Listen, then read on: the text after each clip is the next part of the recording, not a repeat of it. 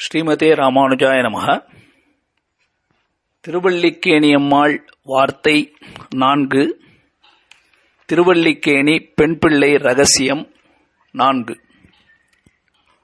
உசாத்துணையாய்ச் சென்றேனோ ஆழ்வானைப் போலே.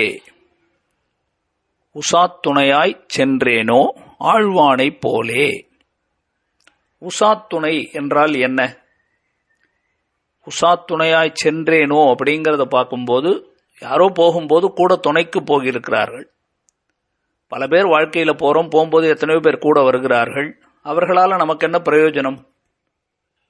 ஒருத்தர் தன் கூட வந்தார் என்றால் அவரால் பெரிய பிரயோஜனம் இருக்கணும், முக்கியமான பயன் ஏதாவது இருக்கணும். அப்படி வந்தாதான் அவரை உறுதுணையாக நின்றார் அப்படின்னு சொல்லுவோம் இல்லையா? அப்போ உசாத்துணைன்னு சொன்னா அவர் வந்ததனால ஏதோ பெரிய பிரயோஜனம், முக்கியமான பயன் இருந்திருக்கு. அப்படி சென்றவர் யார் என்றால் ஆழ்வானைப் போலே என்று சொல்லுகிறார்.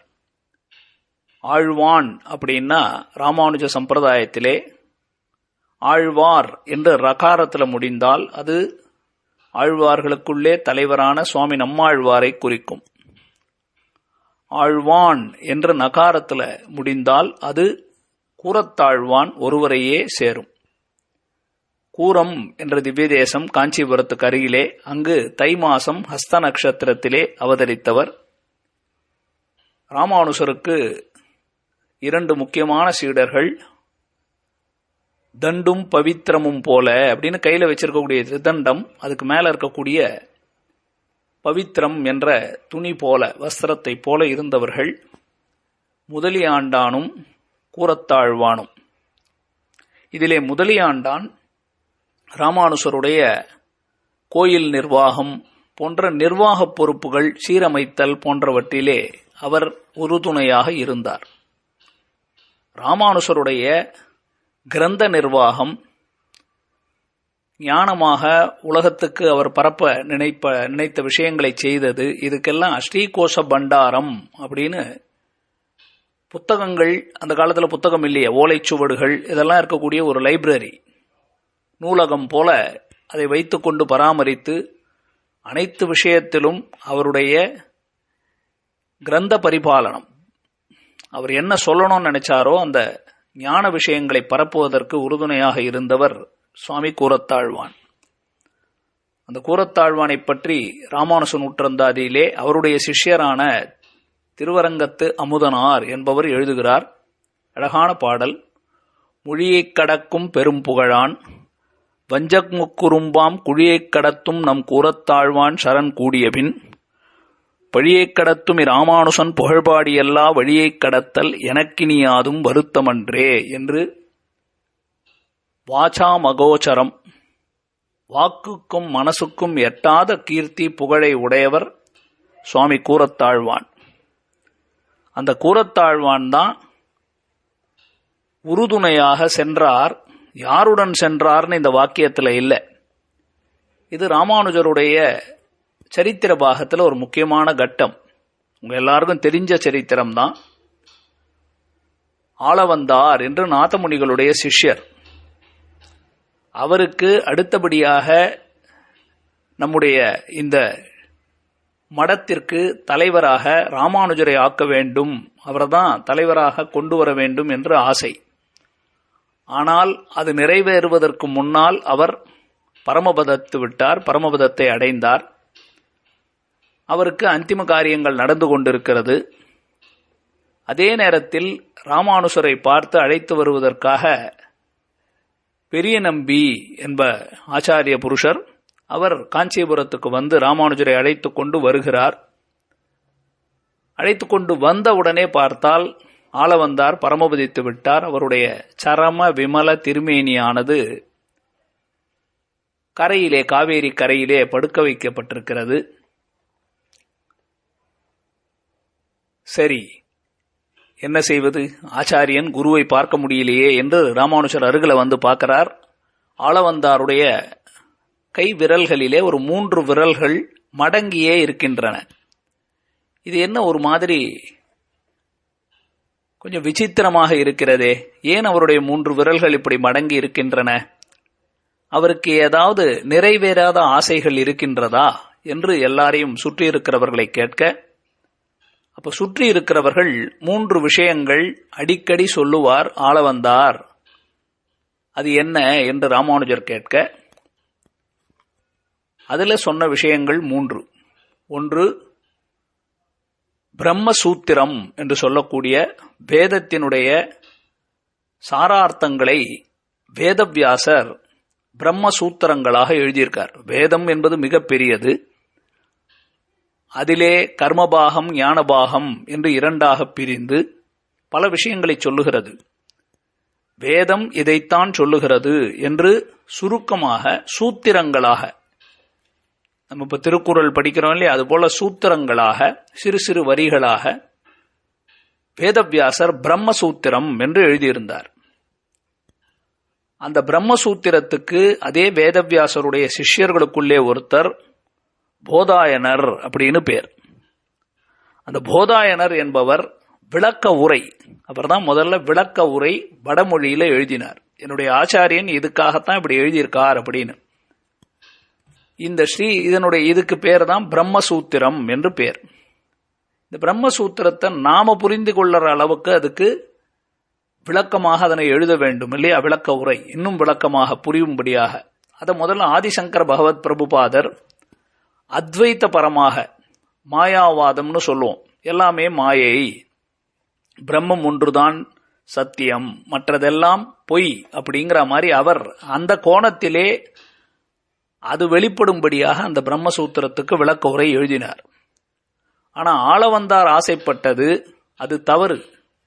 மாயை என்று சொல்லலாமா, பொய்ன்னு சொல்லலாமா, உலகம் கண்ணுக்கு தெரியுது எல்லாம் பார்க்கிறமே என்று விசிஷ்டாத்வைத்த பரமாக, ஞானம் மற்ற ஜடப்பொருள்கள் இருக்கின்றன, அறிவிருக்கக்கூடிய ஜீவாத்மா இருக்கிறான், இந்த இரண்டையும் நிர்வாகம் செய்யக்கூடிய ஈஸ்வரன் இருக்கிறான் என்ற அழகான தத்துவத்திரயமாக விசிஷ்டாத்வைத்த பரமாக இதற்கு விளக்கம் எழுத வேணும்னு ஆளவந்தார் ஆசைப்பட்டிருந்தார்.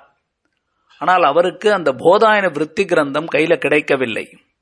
அது காஷ்மீரத்துல சரஸ்வதி பீட்டத்துல இருக்கிறது, ஒரே ஒரு இடத்துல தான் இருக்கு, அது ஒரு பிரதி.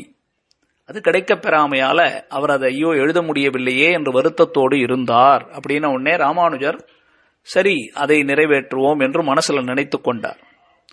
அடுத்து 2வது, இந்த உலகத்திற்கு பராசர மகரிஷியும் வேதவியாசரும் செய்த உபகாரங்கள், எப்பேற்பட்ட காரியங்களை செய்திருக்கிறார்கள், அவர்களுக்கு நன்றி உணர்வாக எதையாவது செய்ய வேண்டும் என்று நினைத்திருந்தார் அப்படின்னு நினைத்து கொண்டார். 2வது சொன்னார்கள்.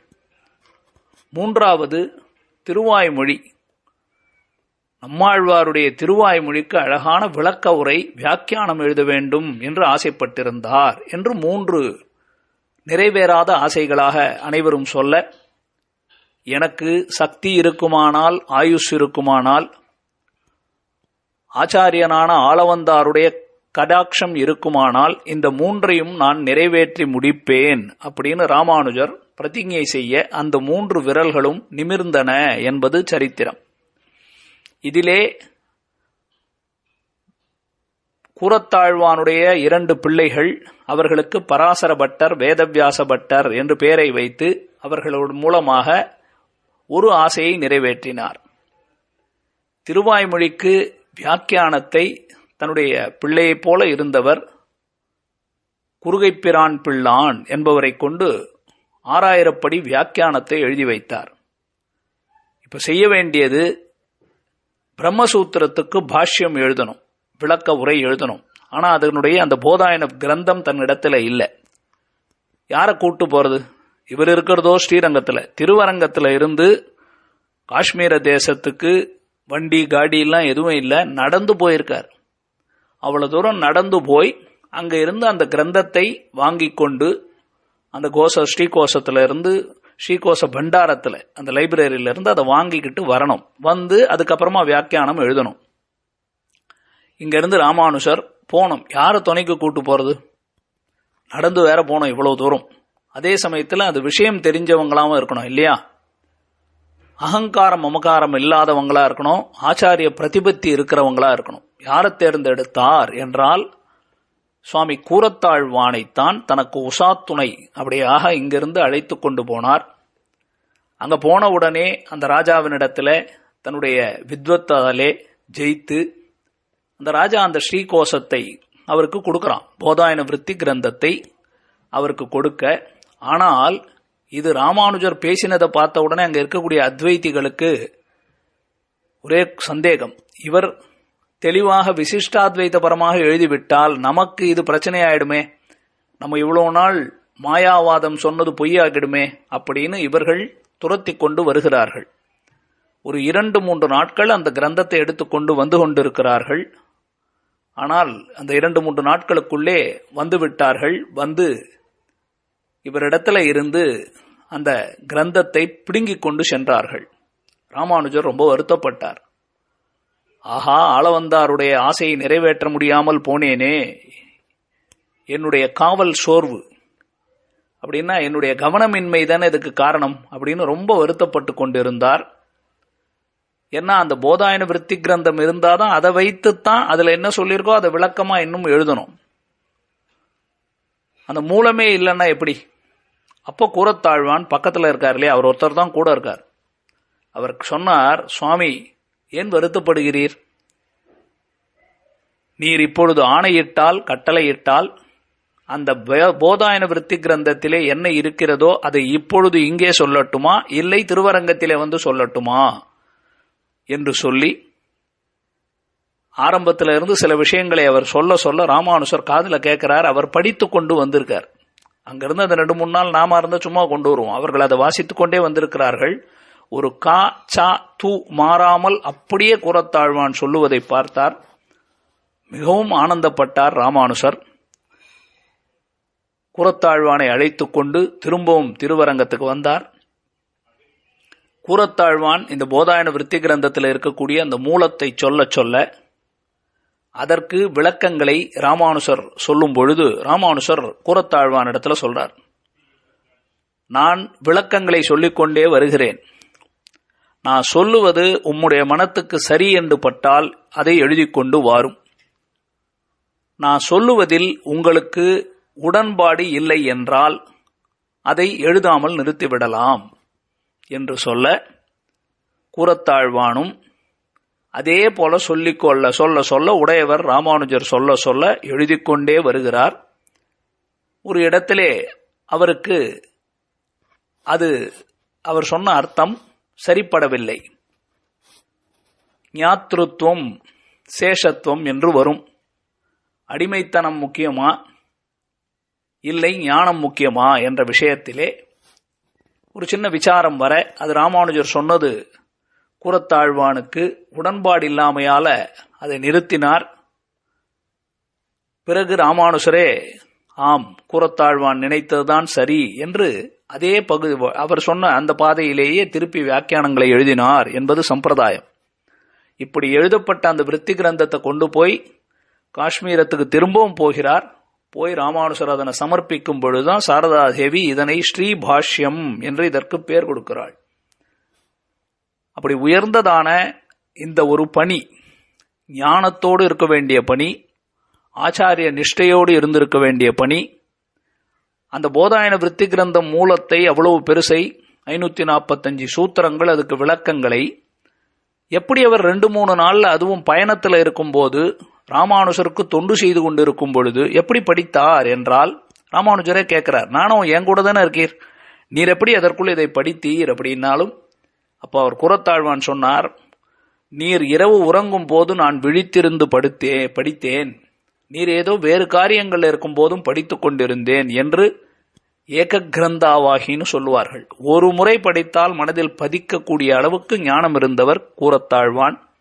அதைத்தான் இந்த இடத்திலே திருவல்லிக்கேணி அம்மாள் சொல்லுகிறாள், ராமானுஜருக்கு உசாத்துணையாய் சென்றேனோ ஆழ்வானை போலே என்று. இப்படி ஒரு பெரிய காரியத்திற்காக கூரத்தாழ்வானை ராமானுஜர் உறுதுணையா அழைச்சு போனாரே, என்னை யார் கூட்டு போவார்கள், எனக்கு என்ன ஞானம் இருக்கு, என்ன ஸ்ரத்தை இருக்கிறது என்று கேட்டாள். இது 4ஆம் வார்த்தை. அடுத்தது 5ஆம் வார்த்தை, உமிழ்ந்து இகழ்ந்தேனோ கூர குலோத்தமர் போலே. உமிழ்ந்து இகழ்ந்தேனோ கூற குலோத்தமர் போலே. அடுத்த பதிவிலே பார்ப்போம். ஸ்ரீமதே ராமானுஜாய நமः.